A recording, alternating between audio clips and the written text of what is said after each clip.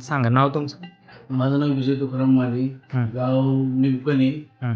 मी राहायला असतो मुंबईला बरेच ठिकाणी मी फिरलो, पण काय मला त्याचा त्रास म्हणजे मला मणक्याचा त्रास होता मला. हं. कंबरेवर एकदम पाय दुखत होते जास्त. हं. त्यामुळे मी इथं आलो, आता मला बरं वाटलं. MRI मध्ये काय सांगितलं होतं?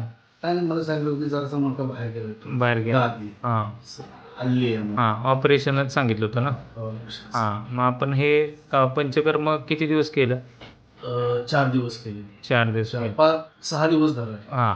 मग कसे पंचकर्मानंतर किती फरक वाटते तुम्हाला? बरेच फरक पडतो मला पडतो. मला बसायला उठायला येतच नाही. बरं. मांडीखालीचा पाय घालायला तो बसायला. बरं. आता बरं वाटतंय? आता एकदम बरोबर. बरं. मग पंचकर्माबद्दल मत काय आहे तुमचं? चांगलं आहे ना. चांगलं आहे. चांगलं सगळ्यांनी करून करून घेतलं पाहिजे सगळ्यांनी. आणि इतर ठिकाणी बिनकामाचे पैसे घालून फिरण्यापेक्षा इथं यावं आणि त्यांनी करून घ्यावं.